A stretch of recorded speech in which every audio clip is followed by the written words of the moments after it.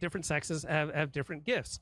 Right? Men respect rules regarding competition. Women tend to hate competition and tend to, fight dirty often in battles with men that men would never consider. So humanitarian law and human rights becomes overwhelmingly much more feminine, Marxist, Leninist, communist, left-wing utopian scheme. And name me the major right-wingers who are still right-wing who are major forces in either human rights or international humanitarian law. I'm unaware of any, right? Laws of war. Virtually all the leading scholars and proponents and practitioners of the laws of war were men. But international humanitarian law is a much more womanly endeavor. It's exciting, it's dramatic, like the beginning of COVID.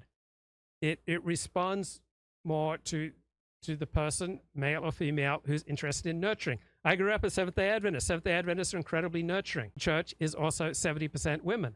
So the third of the church that is men, they have still taken up many of these womanly nurturing outlooks and practices in life. Seventh-day Adventism is one of those rare Western religions that was substantially founded by a woman, Ellen G. White. So human rights, international humanitarian law is an exciting, dramatic, emotional, feminine, communist, Marxist, Leninist pursuit. And so you have a new cohort of academics entering international law and start producing a large body of literature. So what are the dynamics when you have a female-dominated department or a female-dominated business or group or club?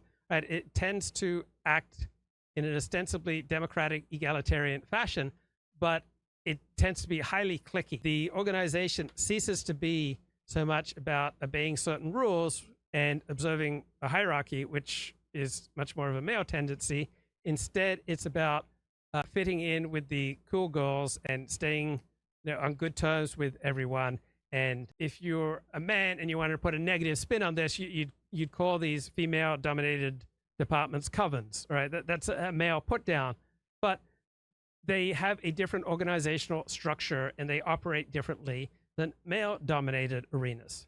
So think about the difference between departments of education and departments of economics, right? Economics is one of the last bastions of masculinity in the social sciences. So you've got a large body of literature coming out of an increasingly feminist and Marxist-dominated arena. And it's completely different to the skeptical and pessimistic and masculine work of the early 1990s, which was dominated by male military lawyers and a male military perspective. Right? Name me the greatest female generals in history. There have been some, but for every one great female general, there have been at least 10 or 20 or 50 great male generals. If you were to list the 50 greatest male generals, the 50 greatest generals in history, not one would be a woman.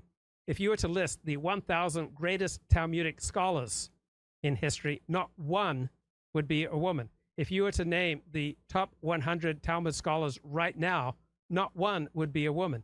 If you were to name the top 50 scholars of the laws of war, I don't think one would be a woman. Right? If one was, all right, you'd have 1 or 2 out of 50.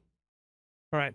If you were to name the top 100 military strategists in history, all 100 would be men. As a military strategy, military lawyers, and the laws of war, this was a very masculine perspective that was skeptical and pessimistic about the ability of the laws of war and international humanitarian law to protect civilians against the depredations of militaries who are bent primarily on achieving certain objectives, right?